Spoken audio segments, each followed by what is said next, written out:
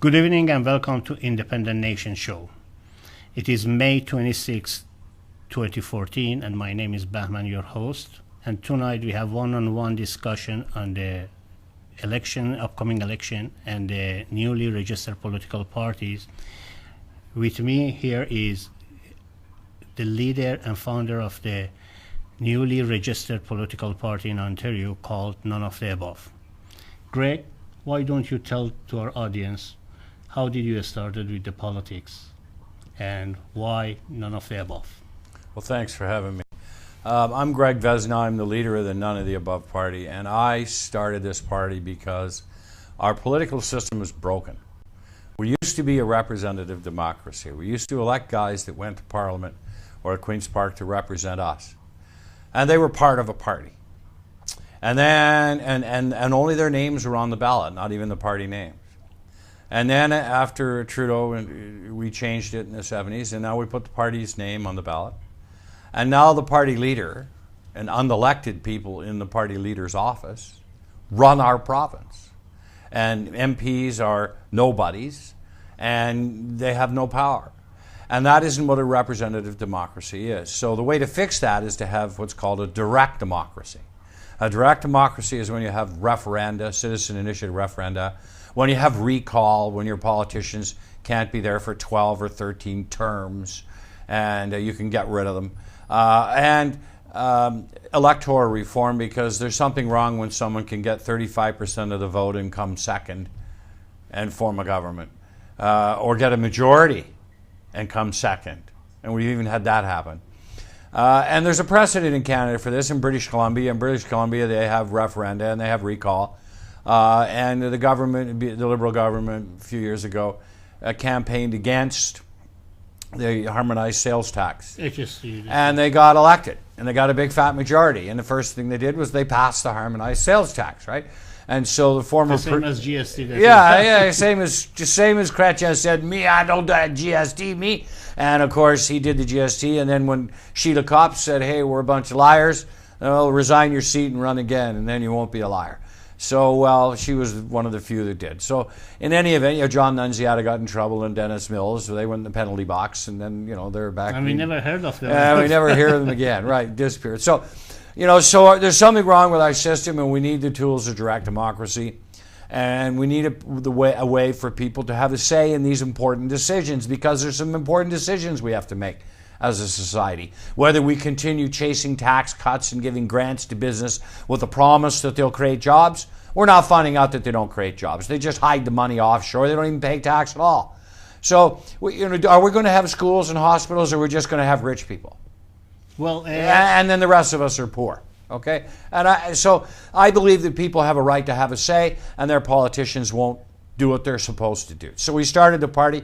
We filed for the name with the chief electoral officer, and he refused to register the name. And I said, well, what right do you have to do that? Well, the law says if it's confusing with the name or abbreviation of another party's name, he can tell you not to register it.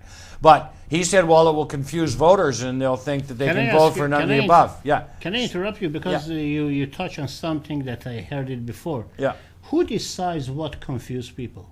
Well, he thought he did, but he didn't. I went to court. I served the documents on them. They told me at 5 o'clock after waiting 3 days, and remember, there's only 7 days to register nominate candidates, right? And waiting 3 days, they say, no, you can't have the name. I say, why not? He says, well, it's confusing. I said, you don't have the right if it's confusing, only if it's confusing with another party name, not if it's going to confuse the voter. You're not the legislature. You don't get to draft the law. So they say, too bad. So I said, okay, well, let's go to court. By midnight of that same day, I served them my draft materials. By 4 o'clock in the morning, I served them the final materials. At 9 o'clock in the morning, I was in the courthouse. At noon o'clock, we were up before a judge at 2 o'clock in the afternoon. So the judge is going to rule, is going to hear the matter, and they know they're going to lose because it's on the plain reading of the law. They only have the right when the name confuses with another party. Doesn't say they have the right when the name confuses a voter. So they say, okay, you can have your name. So I got a name. Now I got 7 days. Did it cost you anything? I filed all the papers myself. So if someone comes that does not have your background or your talent, your perseverance, is out of a loop. They're kind of screwed, yeah. because you wouldn't fight them and they'd win, right? They'd say, too Well, bad. well, based on our Charter of Right, Part 1, Section 2, there is a freedom of expression. No, but There's- Section 3 is even better. Section 2 and to 2 to 15, the government can use the notwithstanding clause, which is in Section 33, meaning they can pass a law that's plainly unconstitutional and deny your right to freedom of association and freedom of speech, et cetera, et cetera. For provinces only. Oh, no, a federal or provincial government. However, the rights under Section 3 of the Charter, which is your right to run for office and to vote in an election, Yes. no legislature can pass a law interfering with.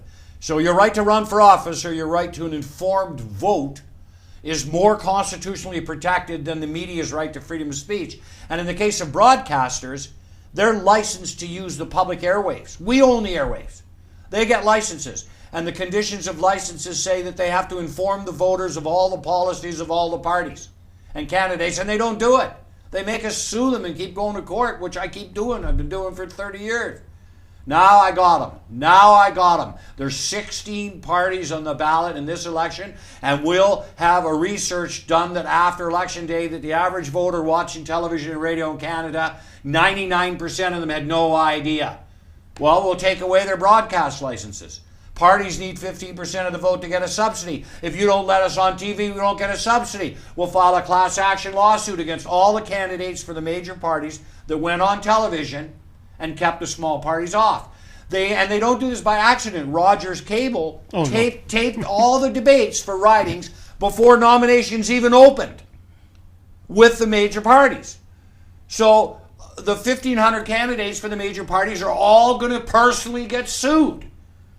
And we're going to launch the largest legal assault in the history of Canada against the parties, against the media, against Elections Ontario, and against the CRTC, because there are a dozen Supreme Court decisions in the last 10 years that say your right to vote is more important than any right at all. Indeed, the Conservatives and the Liberals and NDP federally rigged the election laws years ago and said you needed 50 candidates or we'll seize your assets.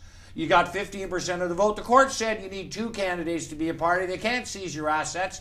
And you need 2% of the vote to get a subsidy. But the Ontario government didn't change the laws because no one took them to court and sued their asses off. So we're going to sue them, and we're going to make them spend tens of millions of dollars on lawyers. And all those candidates are going to have to get $10,000, $20,000, $30,000, $50,000 for lawyers. And we'll let every one of them off if they pay $1 and they admit they were wrong and they sign a consent decree not to do it again. And we'll find a judge that'll say, well, to pay $1 to not break the law is a reasonable offer, and if you don't want to fight these guys, then pony up and buy some lawyers. Let me ask you something. My argument always been, we are dealing with a small number of people provincially or federally when it comes to government. Here is 107 MPPs, right. Over there is 308, soon right. to be 338. In the past, I ran myself as an independent candidate federally and provincially as member of a small party called Canadians' Choice Party. And all of what you said, I yell and shout like you. Exactly. And I came to the realization that if public is not interested, what is the chances of individuals like us? Because we have the right to vote. In the last provincial election in 2011, only 48% showed up. They elected 53 members of the parliament in Liberal who formed the government. If you get all of their vote together, add it together, divided by 8.99 eligible voter at that time in Ontario, you come up with 10.99%. That means it's a joke. That means 89% of the population, and even if you get all of the MPPs, it comes 22.75. Yeah. 77% are without representation.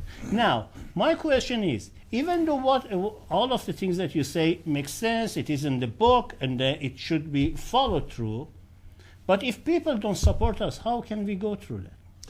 Well, but that's the thing. You see, you gotta You know, you got it. It's like being Howard Beale in the movie Network. You know, I'm mad as hell and I'm not going to take it anymore. You know, people got to get up off. You got to get up off your ass. Okay, you know, you got to come out of the bar. You know, people got to realize that our politicians are making very important decisions on our behalf that are costing us a lot of money, and they do these things. And they alienate people and they split the vote and they suppress the vote. And they do that because the people that are active in politics are the movers and shakers and the whiners and complainers and the people with a special interest. And if they're the people that are involved in politics, then they're the people the squeaky wheel gets the grease. They're the people that run the show.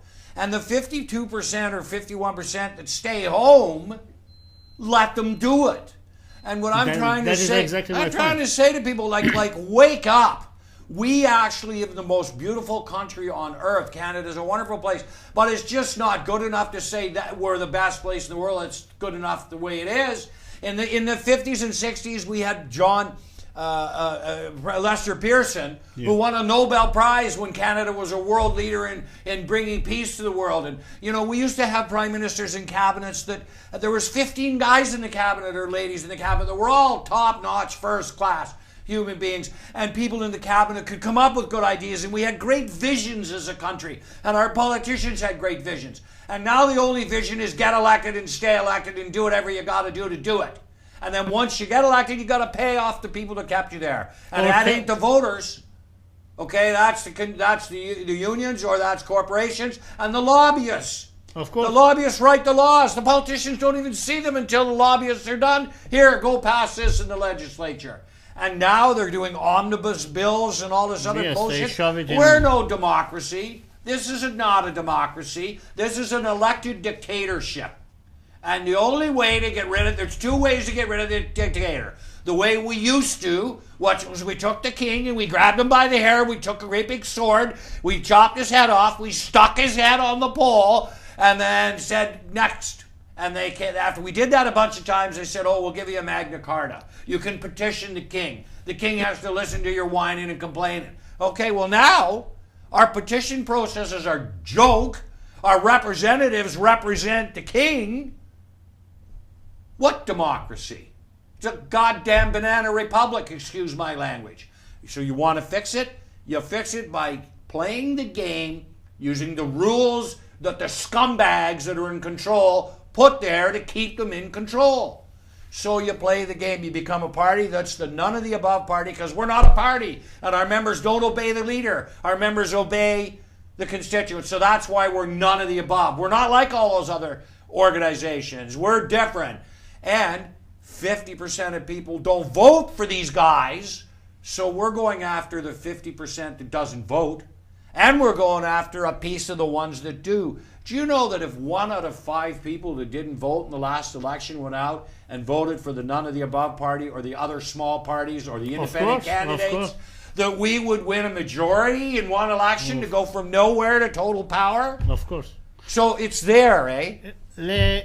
You brought an issue of some sort of the conspiracy between the media, mainly airwave, CRTC, and so-called elected representatives and their masters, so to speak. Yes.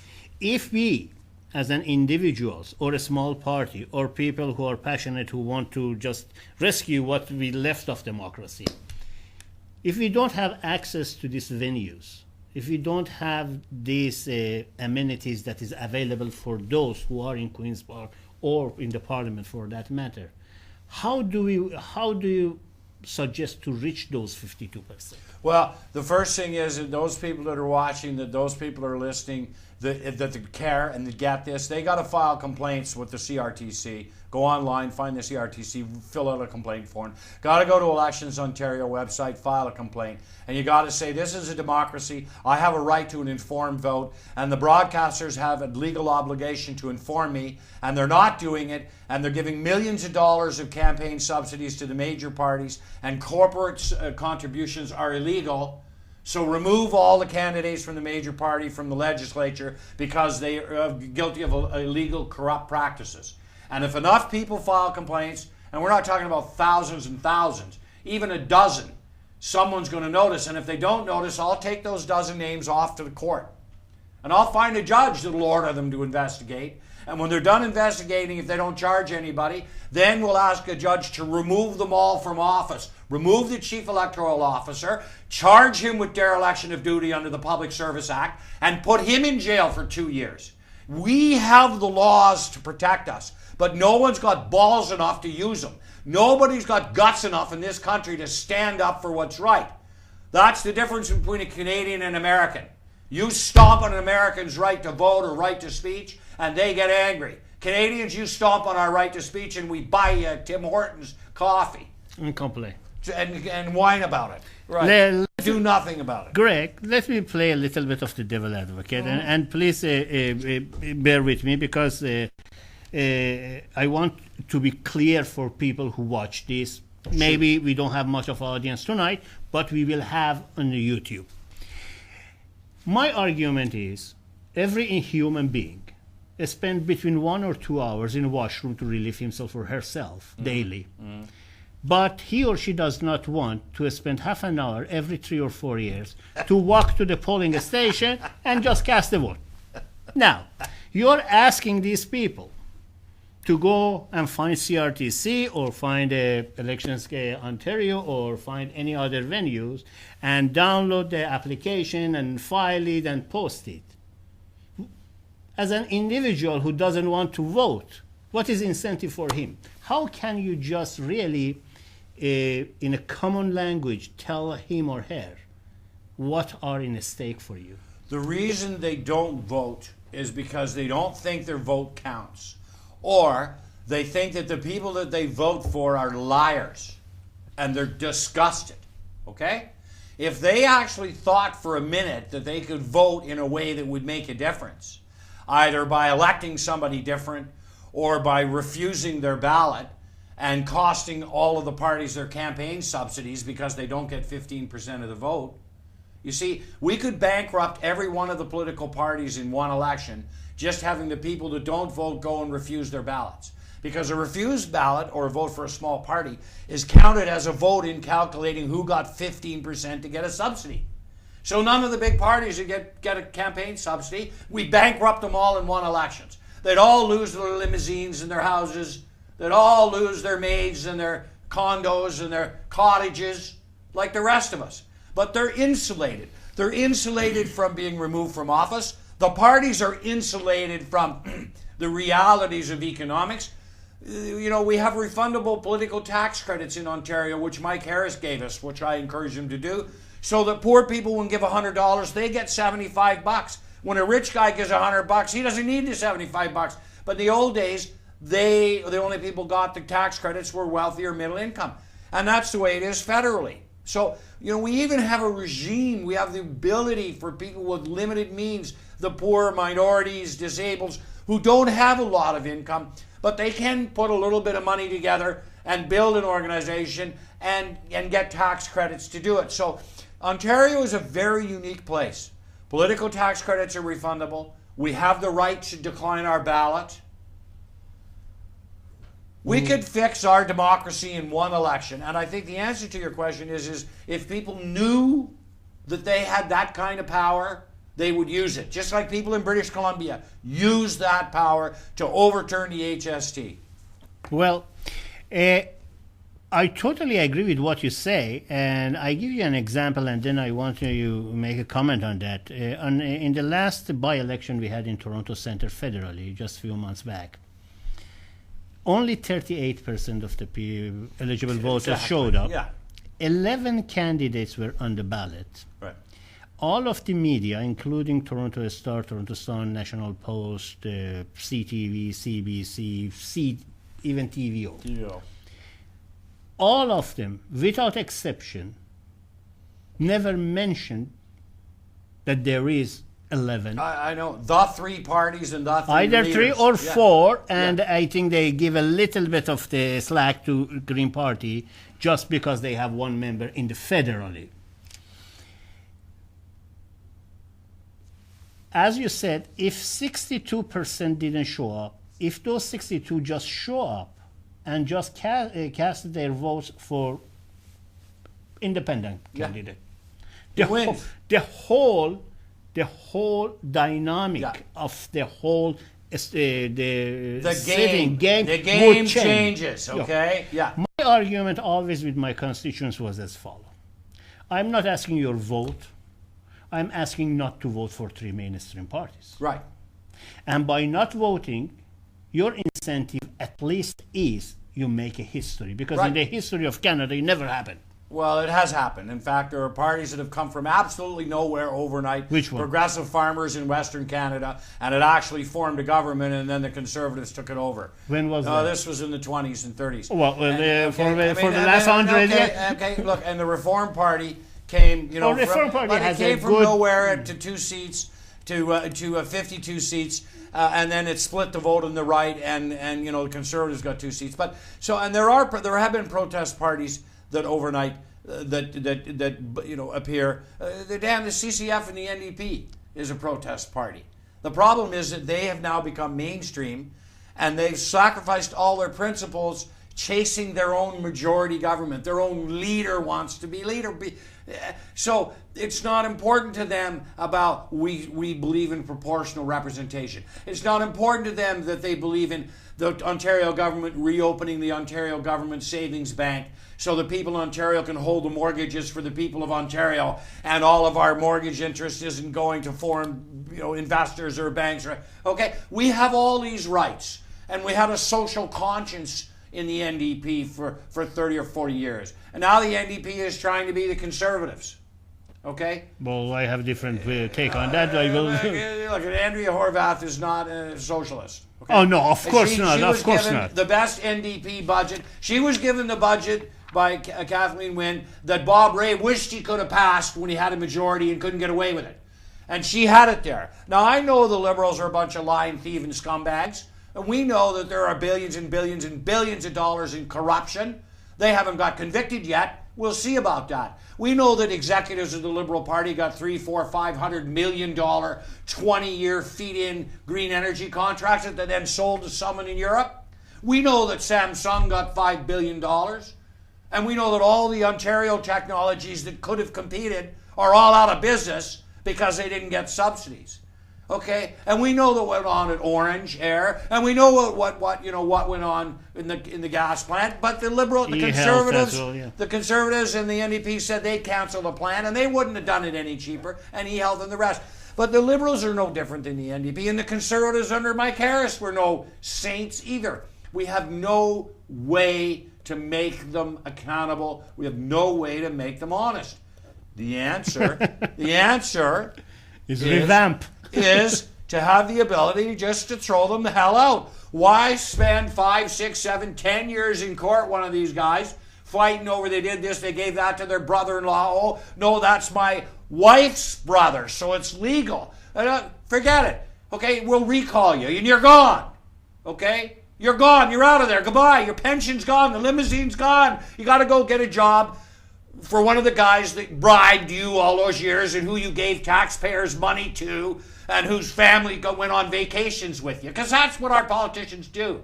They start off as honest, hardworking people, and then they turn into something that's too below plant life. Manifestation. Okay. In fact, they get to the point where they're not even worth rice, that it's a crime against man to feed them at all. Okay?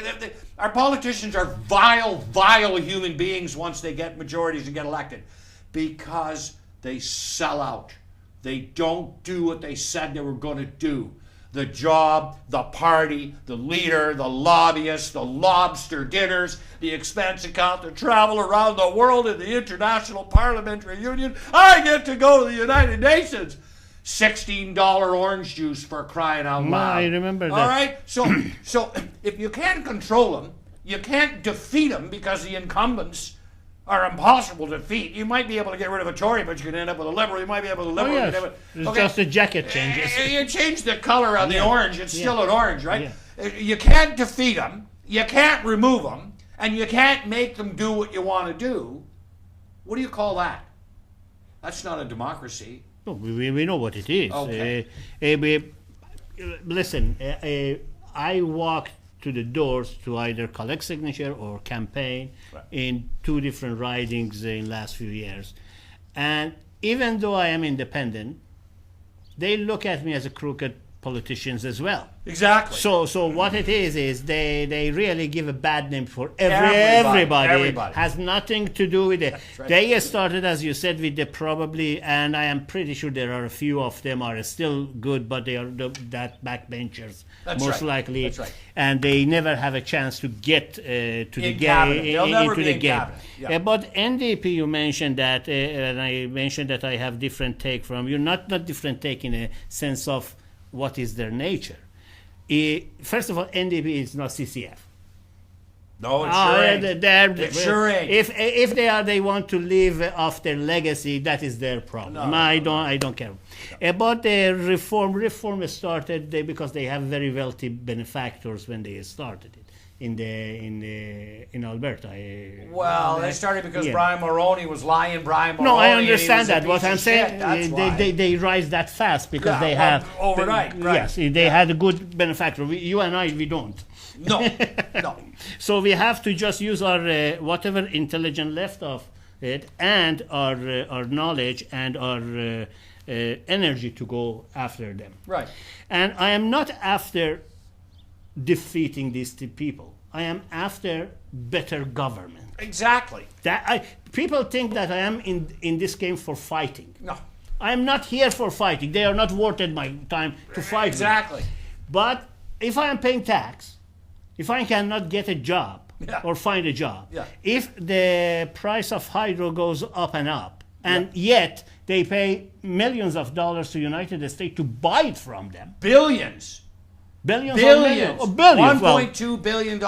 And you know, I'm glad you clarified that. I thought it was just $1.2 billion, and now they're going to pay them $1 billion a year to turn off the wind plants, and they're going to pay them anyway. Okay. And you know, you could turn that into hydrogen ammonia fuel, and our farmers could get half-price ammonia, and we could get cheap food, and the ammonia could be used for fuel for farmers too, and we get a half-price fuel. From the money that we spend them taking our electricity, Ontario could have half-price fuel and fertilizer for its farms, and that $1 billion would turn into $4 billion in economic development, building ammonia plants and jobs, et cetera, et cetera. And then they just piss the money out of the economy. It leaves, it's gone. And you know how it comes back? It comes back buying our houses and buying our businesses for fire sale prices from foreign investment.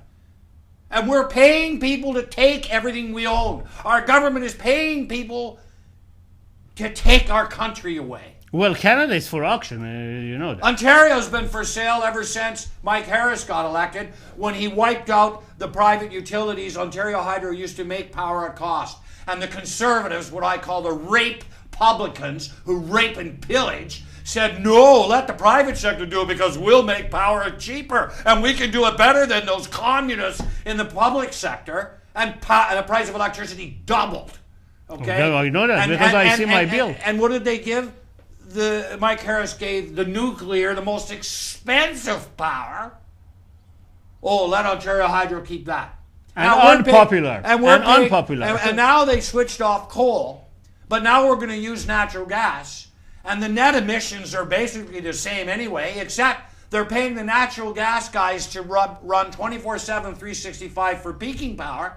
And some of them are running 12 days a year. 12 days a year we're paying these guys.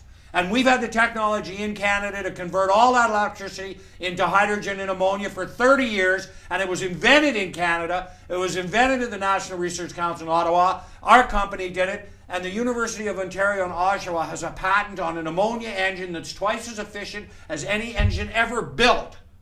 And the Ontario government won't fund an ammonia demonstration project and won't classify ammonia as a fuel. And yet Stephen Harper, the whale-killing, fish-murdering, tree-chopping, oil well-drilling Conservative Prime Minister of Canada says ammonia is a fuel and you can use it to capture carbon out of hydrocarbons and turn it into urea for fertilizer and use the ammonia for fuel, and it's 100% green, and you can turn your brown energy green and your green energy green, and we don't have to build pipelines in Western Canada to ship bitumen or ship natural gas. You can ship more energy in a pipeline if it's ammonia than it is if it's natural gas. You don't have to liquefy it, you don't have to compress it, and when you get to the end, It's got no carbon in it.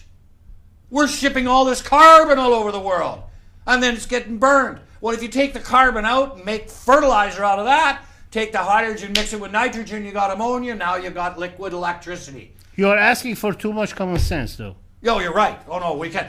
Canada could be energy self-sufficient and feed the whole wide world all by itself. But we can't have that because our Prime Minister has got to sell all our resources to China and to the Americans and to the Europeans. Do you know in Norway they have billions, $1 trillion in their resource account?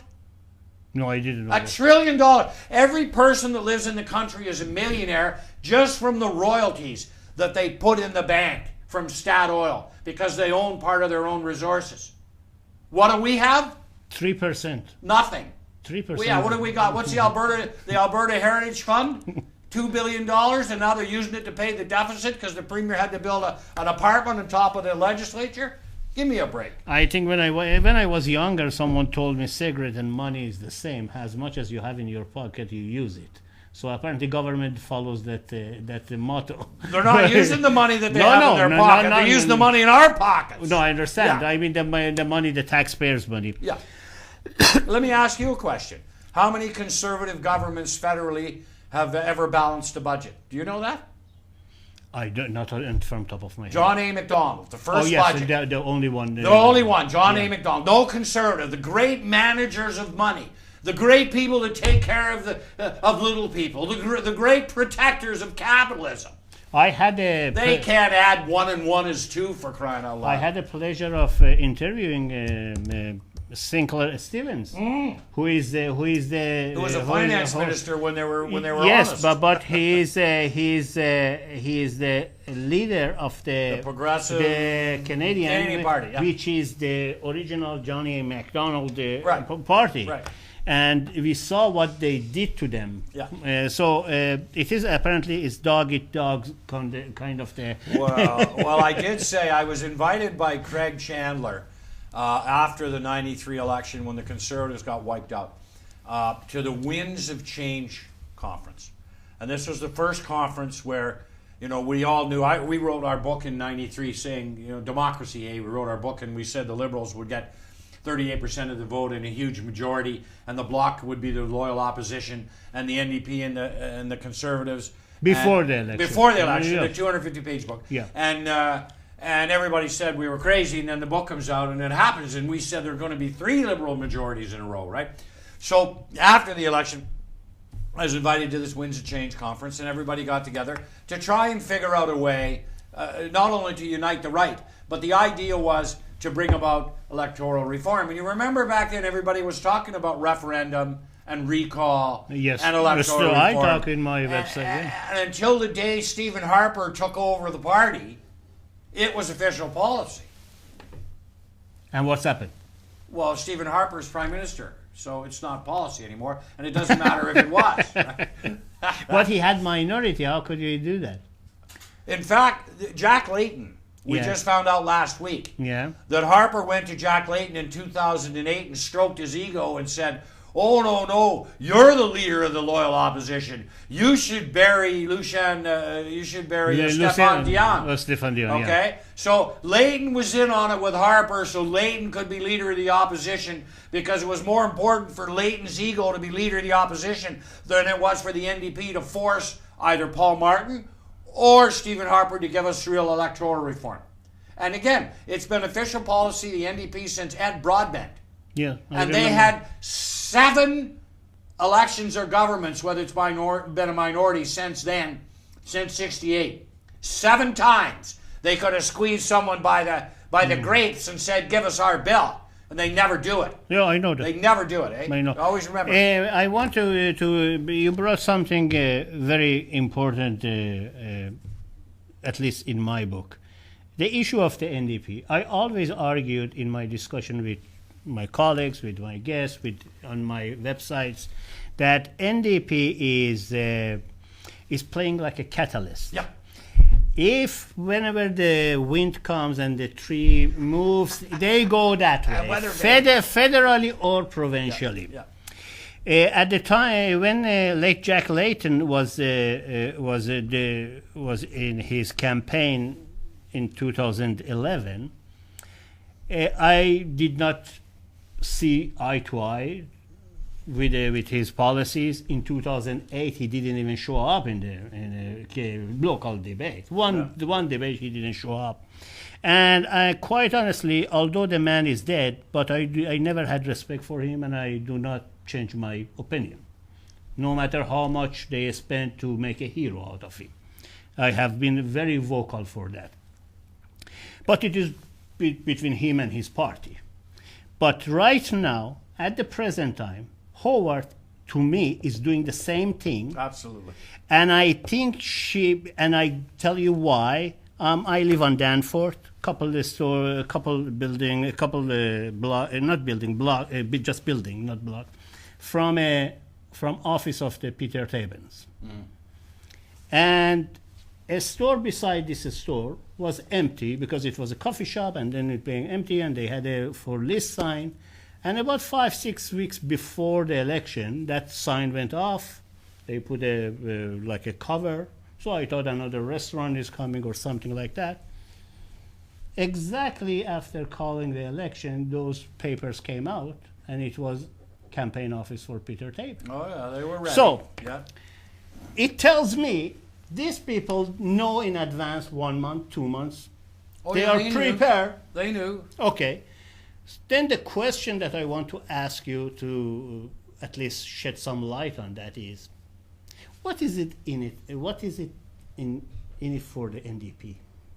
Well, the question is, what's in it for Andrea Horvath? It doesn't matter what's in it for the NDP. It doesn't matter what's in it for the members. It doesn't matter what their policies are. It's all about the leader. Look, in our book, Democracy A, EH question mark, it was co-written with John Deverell, who was a Toronto Star business and labor reporter and the Union Steward. And I was running for the Green Party and the chief agent. I helped found the party, and I was chief agent and treasurer. 20 years later, John Deverell's running for the Green Party in Toronto Centre, the co-author of my book, and I'm starting a new party.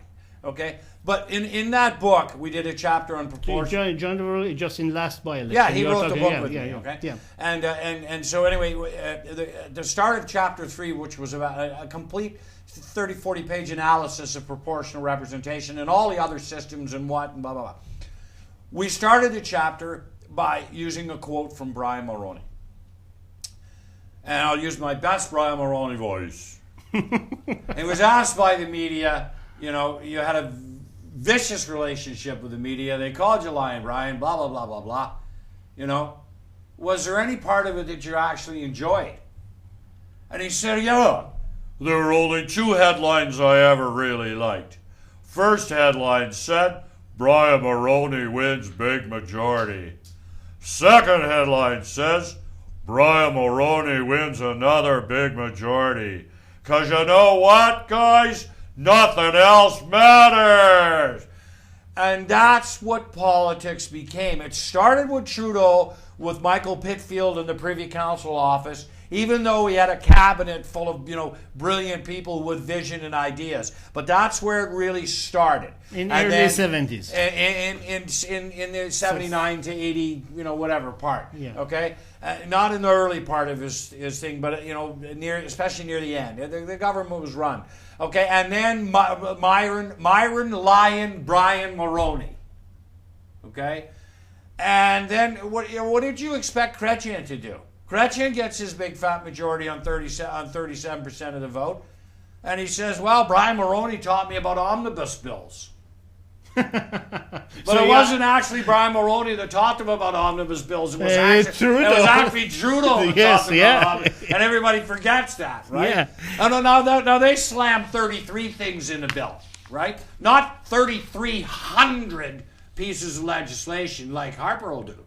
Right? They are running right now. Bill C-31. There is another omnibus that they are shoving in everything from the kitchen and sink. They'll rewrite the 5,000-word Income Tax Act in the Only Good Tory is a Suppository Act. Okay, I mean they're unbelievable. But so our politics has reached the point where we don't have a representative government. So what is it in for Andrea Horwath. She thinks she can win like Bob Ray did. She thinks that She must be delusional. She thinks if people are afraid, first they were afraid of Tim Hudat, and now they're going to run over and vote for now he's dropping the polls, and now they're going to run over for Wynne. And then they're going to think about that, and they're going to say, we can't give Wynne a majority. We can't give Hudat a majority. Well, we certainly can't give Mick Winty a majority. So we have another minority government we'll again.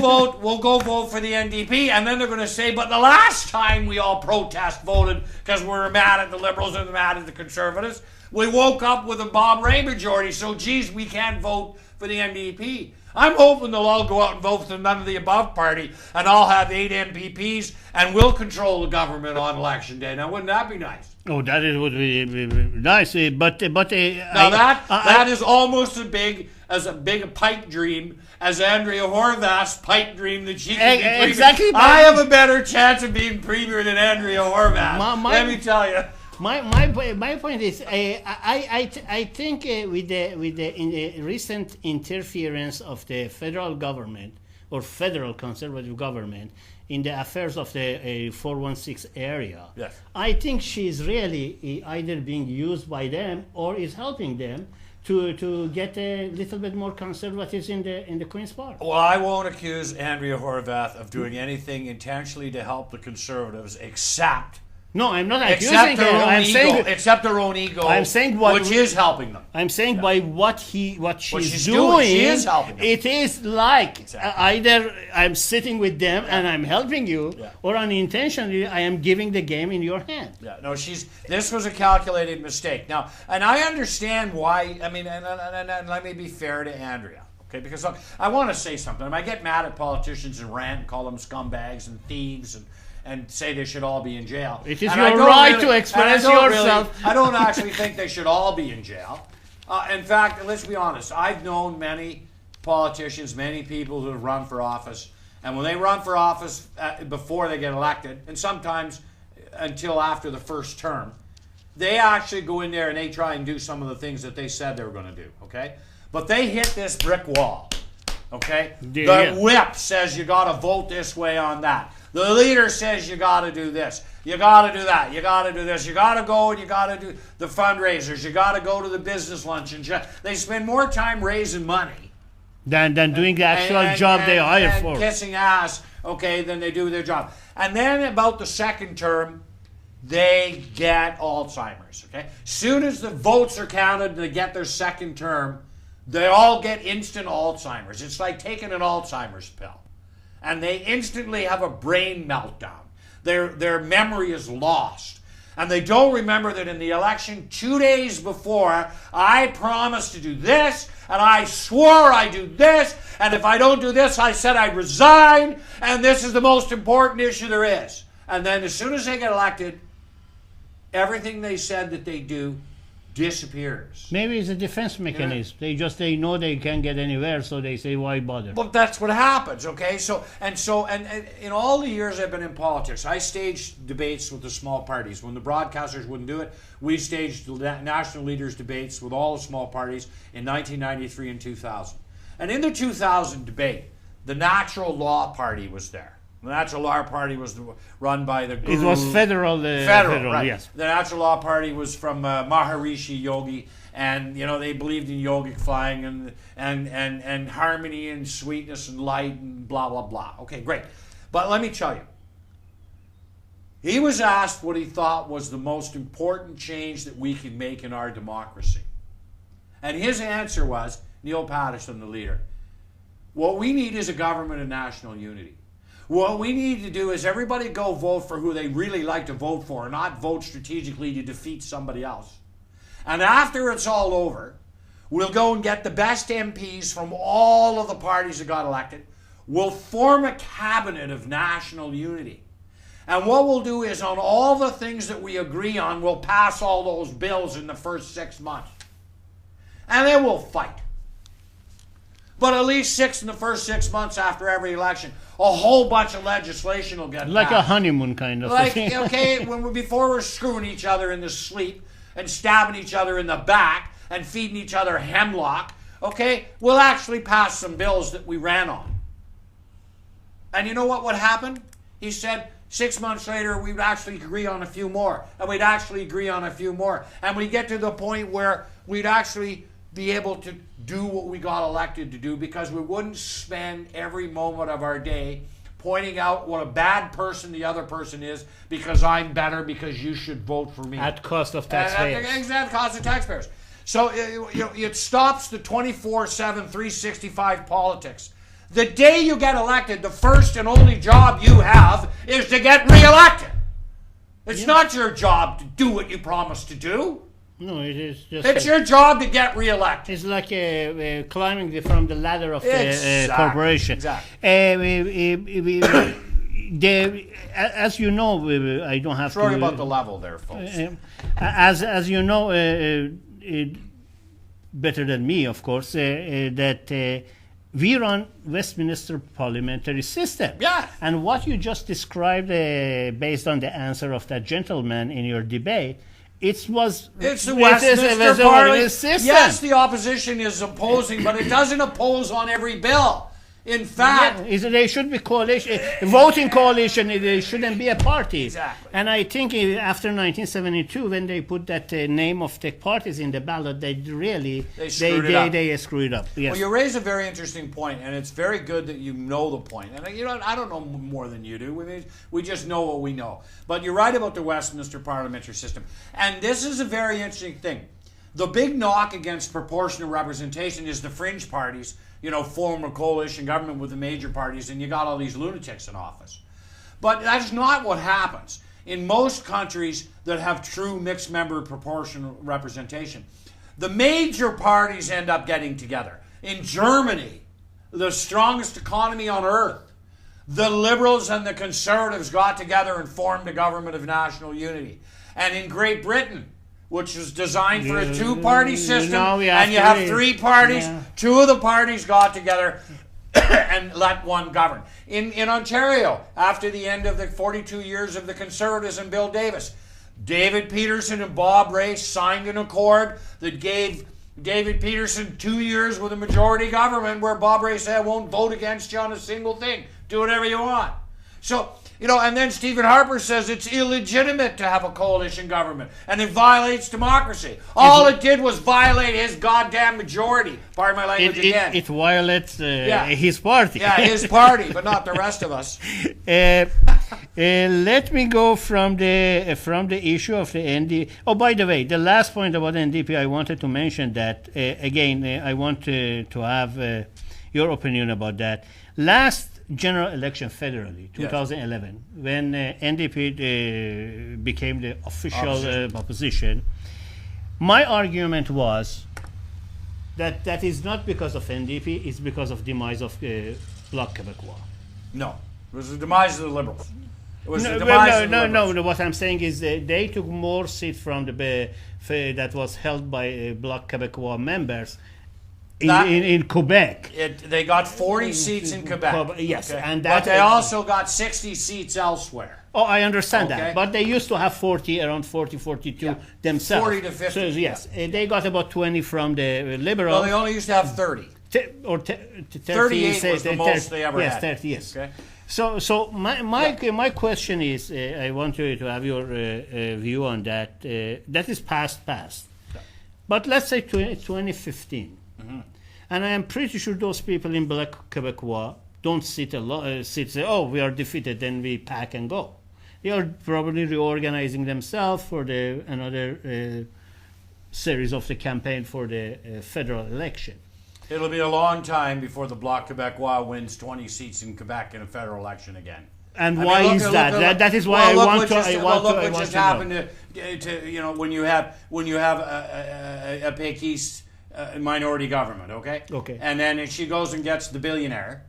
Yeah, the billionaire capitalist who destroys unions, who hates little people, who has the... Oh, you're talking about Quebecois? Of course. Okay. Who's the magnet, who wants people in Quebec to be unilingual French so that they can't leave Quebec and get a job and their wages can be $3 an hour.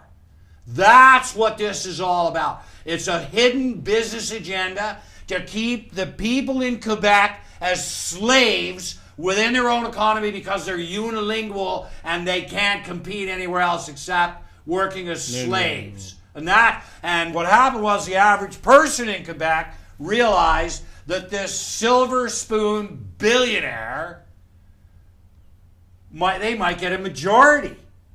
And then they introduced it's illegal to be anything but a lane français law. You can't wear a cross, you can't wear a hijab. And people realized that they're nothing but a bunch of racist Republicans. Okay? That the party was taken over by a rich woman with a rich husband who lived in a $5 million mansion. And it was going to be taken over by a guy that is a billionaire. So it's gone. The referendum movement is gone. But that is provincially. It's gone federally. It's the same thing. The most popular leader in Quebec was Lucien Bouchard and Jules Duceppe. Yeah. Okay, Duceppe got those seats. Yes. Okay. And now he's not in the game. And it's over. And if he thought that there was any coming back, he'd come back. He would have stayed. And he's not coming back. So, and look, and the other thing that we have, and this is the thing that happened as you're talking about Jack Layton, you've got to remember the Liberal vote in Quebec collapsed, eh? Yes. Okay. There was a time when the Liberals had a majority with Ontario and Quebec, and they didn't need a single seat. In Atlantic Canada, they didn't need a single. In fact, they had a majority once where they didn't have a single seat in the West except for one. 13 years. They had one seat in the West. Okay? Yeah, for 13 years. Trudeau went to in fact, in that election, Trudeau went to Ed Broadbent and said, put some of your NDP guys in my cabinet.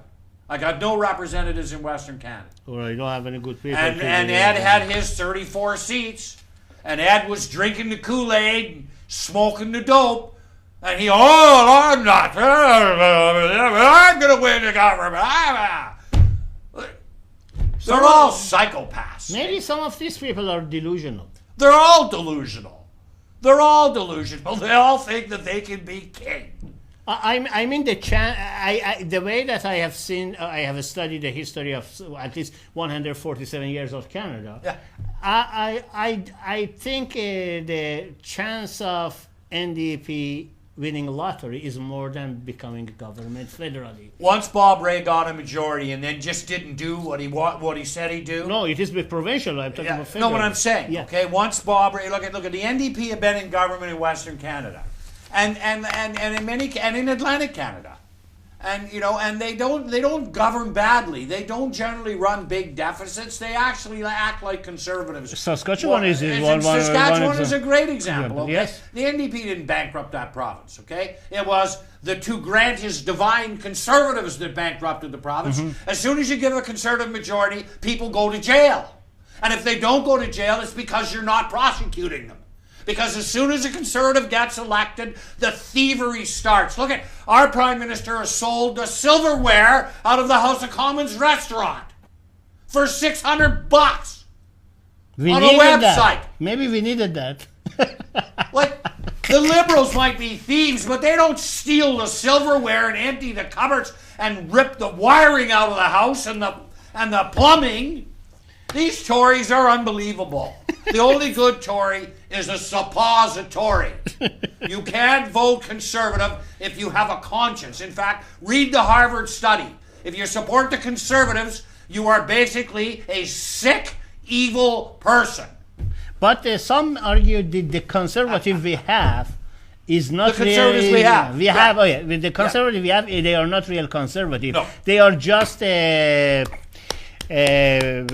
outcome of the birth of the Reform and Alliance Reform Party. The Republicans. Yes. They're profiteers. They're sell all the assets, take everything that's owned by the public, and give it to rich guys. That's what they're all about. A true conservative cares about the environment. A true conservative cares about family and foundation, cares about jobs, cares about the economy, doesn't sell your resources to the highest bidder. That's what a conservative. We don't have no conservatives. One of my candidates choose to run locally for the first time is the president of the progressive Canadian There you who is real conservative. A real conservative, He's a right. religious man, Right. and he's very helpful to people. And I witnessed personally, firsthand, that how he devoted his time to just help a young Exactly. runaway kid. Kids, We exactly. thought any expectation. Yeah, just goes out He and just gives put and gives. two hours Yeah. of his time. Yeah. We sat with him because I was curious to see why he does that. Yeah. Going back from the NDP and liberals, coming back to liberals now.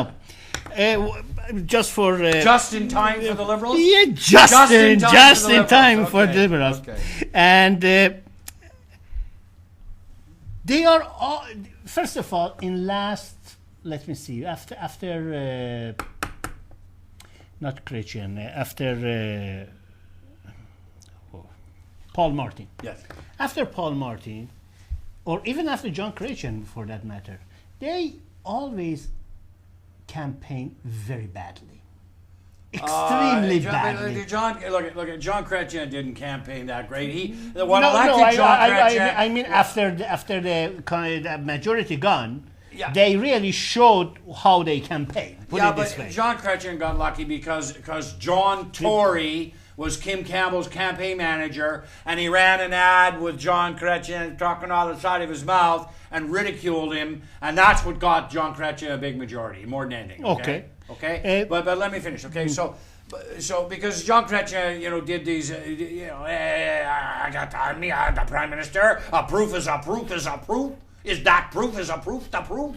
I mean, okay, the guy was an embarrassment for Christ's sakes, but he got a big majority because we'd rather have him than the other scumbag, right? It's like Rob Ford. Rob Ford got elected not because everybody believed him, because they but he didn't like wasn't the one of other. those scumbags. He was going to end the gravy train. Well, he turned out to be a bigger scumbag than anybody that he replaced. Okay, because he's an out-and-out liar, and he got caught with his issues. And rather than coming clean and saying, Hey, "Okay, I got like an that. issue. I'm going to go do my 60 days, my 90 days. Here's my chip. Here's my chip." He didn't. He lied and lied and Yeah. lied. And now he's going to do his 60, 90 days. And guess what? He's going to come out with his chip. He's going to come out weighing 275 pounds. And he's going to say, I was wrong, I was wrong, I was wrong, To win the- to I win was the- wrong. And he's going to win again. Well, I know that. So, I mean, if he comes out and stays clean, he'll win again. But going back to the liberals. So back to the Liberals. And get just lost. in time. Just in time. Yeah. Yes. That is why I So am the here. point I was- That is why I am here. the point I was making, my yeah. question was They campaigned they badly. campaign badly, Right. and Right. the best idea so far they come across for the last 10 years is every campaign they lose, they change the leader. They Yeah. never give a chance to a leader to grow or whatever it is. Well, but the last two leaders before Just in Time, had the two largest disasters in the history of the Liberal Party. When your leader takes you from first to third place, you don't keep your leader. Okay? But, Canadians let the Harper government play low ball, slime ball, dirty politics and do these character assassinations on Stéphane Dion and on Ignatieff. and on Ignatieff. Yeah. And Jack Layton was part of it. He Of was course. in it. We just found out in the last week that he was in on it with Harper all along. Oh, I knew that. I knew that long time ago. yeah. Not based on documents, based on what I observed and my past experience. Right. Especially after he died, and they provided they got about $400,000 of the taxpayers for the state funeral. Okay, or well, I'm not going to go there. No, Okay, no, the guy was an opposition leader that died in office. Well, I know, but in no opposition. Whether the finance minister deserved, Herb Gray died. We didn't do anything for him. Nobody even showed up. Okay, and Herb Gray was a Liberal finance minister for all those years. No, my point was not my point was not the estate funeral. My point was when Harper jumped in the wagon, immediately said, "We have to do that eagerly." Of course. That part I am talking Yeah, about. yeah, okay. So that tells me there is some sort of the. There was quid pro quo there. That was going on. But let's talk about the Liberals. See, people understand. About every 30 years, the Liberals discover democracy. Every 30 years. About 30 years. Pierre Trudeau got elected in 1968 by promising us participatory democracy. Okay. Electoral reform. Yes. He promised it. Okay? That was the great gift that he was going to give us. He was going to bring us into the modern age. And then he got a big majority. And that was the end of it. It never came out of his mouth again. Except he did actually, years later, when the Liberals, like I said, had one seat in the West, he did go to Ed Broadbent and say, okay, enough. Let's do this. Let's make sure that these Conservatives never, ever, ever, ever, ever, ever get a majority ever again in Canada. Let's make a deal. And Broadbent said no. And now listen, so Justin Trudeau runs as the new shining light of the Liberal Party, and he says, I'll allow free votes, I'll allow the opposition to amend the bill and pass it without the government falling. We'll work together, we'll do politics differently. And he says about if you want to vote in favor of abortion, you can't run as one of my candidates. So it's and he's sounding exactly like the rest of them. And I had a lot of hope for Justin Trudeau. I really did. You did? I really did. I thought, maybe we got a guy here who's been around long enough. He's seen the way his father operated. He's seen the way it's operated since. He's sitting in the House of Commons watching Stephen Harper, and he's seen the good, the bad, and the ugly, okay? And I thought maybe the guy is actually going to do it. Maybe he's going to give us electoral reform. Maybe MPs are going to be accountable to their constituents and not to the party. And now, I don't know what I would say that. You have a very high hope. I admire you. Well, that's what I said. I don't know if I'd say that today. So my question, again, come back to the just in time for the Liberal.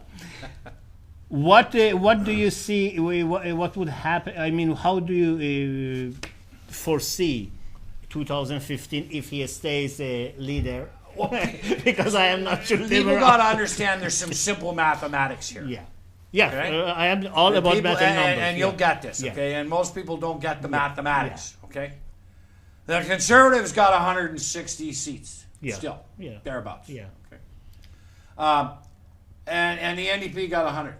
Yes. And the Liberals got 38, 40, whatever it is this week. 41. 41, 42, whatever it is. Okay, all right.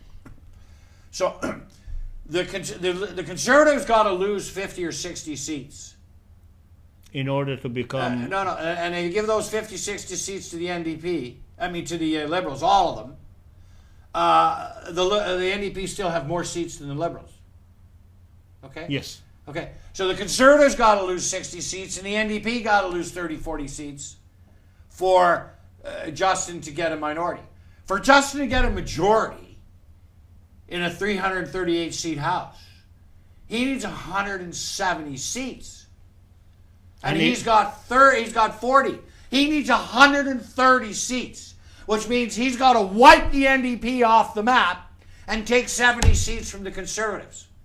Let me tell you something about a democracy, the way our system works. When the right-wing vote is conservative and it's 35% of the vote, and the middle-left vote is 65% of the vote split between the Liberals and the NDP, there ain't 170 Liberal seats. It's a mathematical impossibility. Not only that, there is 3 other seats that will be added next year. So it will be 338. So they have to have 170 seats is half of, it's okay. Yeah. It's 340. So there's no majority government there for anybody except Harper. Harper's the guy that can win another majority. Or, even better, if Harper takes a walk in the snow and they go and get someone that they can wash the stink off for a week and a half before we take the clothespins off our nose and find out that the suppository we're going to get is just as bad as the suppository we just had. So there's no majority for just in time now that he's proving that he's not a Democrat, that the Liberal Party is the same old Liberal Party, and that Gerald Butts, who elected Dalton McGuinty Premier, is going to be the guy running Canada for the next 4 years. Well, no, because I noticed even in the call for the by-elections, Justin Trudeau even put his guys or girls nominated without even the proper contest. Kathleen Wynne, Niagara Falls. There's a candidate wants to run named Frank Rasso. Frank says, I want to run for the nomination. They say, you can't run for the nomination. Why? Because you're not a politician. He says, that's why I want to run. It's my community. I run I got an idea for the racetrack. I run the auto club. I live here. I want to run because we need to change the way we do politics. No, we're going to have a preferred candidate. We're going to appoint a city councillor, and we're going to only have one person on the ballot, and we're going to have everybody out to come to a nomination meeting, and they're going to vote for her because they can't vote for anybody else. Even the Green Party, when it elects its leaders and its executives, has a none of the above. And if none of the above wins, that's what happens. None of the above wins. So, the hierarchy of the mainstream parties is very disturbing. Yes. Nevertheless, about the last words, we are getting close to the end of our program. Practically, for the ordinary Joe, yes. What do you suggest? What do you prescribe? I suggest that you wake up and use the tools that we have to bring about change. It doesn't take a lot of people to bring about a change, eh? No, it takes just it takes half a dozen. It takes 2 or 3 to start a party and get the ball rolling. Okay, the ball is rolling. Okay, the fight is on. Write to the CRTC. Go crtc.gc.ca. Go Elections Ontario. Go. Find the complaint form and say, how come I can't see all 20 party leaders and all 20 party candidates? How come I don't know that there's even 20 parties in my province? How come these broadcasters can do this? How come news people control and manipulate our elections? Your elections, Ontario, you're supposed to make sure elections are fair. How come you don't tell people they can refuse their ballot and that they can bankrupt the political parties? And the CRTC, how come you give these guys licenses to gross $40 billion a year in revenue, Bell and Rogers? $40 billion in revenue. No competition. But they have to enhance the political fabric of the nation. How come you don't make them obey their license conditions? And to the Federal Combines Tribunal. How do you allow 2 companies to own all the media outlets in Canada and let them get away with suppressing our democracy? Bust Bell up. Bust Rogers up. Just like in the United States, the FCC is busting up these big companies. If you remember, about a few months back, Verizon tried to get in, and then I used to hear and see on TV and the radio. The world will end. Prices will go up. And funny thing, as soon as they defeat that, they said Verizon backed up. Yeah. As soon as they did that, they raised their prices. They raised their rates. Yes. Well, if you want justice, go to a strip bar, get your $20 table dance. If you want to get screwed, go to court, right? Go to Parliament. Well, believe your politician, you'll get screwed. Greg, it was nice to have some fresh ideas, unvarnished, Thank you. to be broadcast. And we are reaching to the end of the time tonight. First, I want to thank you. Thank you for being in here, for being informative, being honest, straightforward, no politically correct statement. Yeah, I'm sorry. and I am glad that I see someone else besides myself right. can do this thing. Although I get the label of you haven't lived all your life in Canada, so you can't talk about that. But you again, live here, it's their opinion. You have the same rights as anybody else in this country. That's why this is the most beautiful country in the world. Of course, in my pamphlet I said that is the only place that I don't have to travel. Right. I wanted Chinese food and Chinese culture.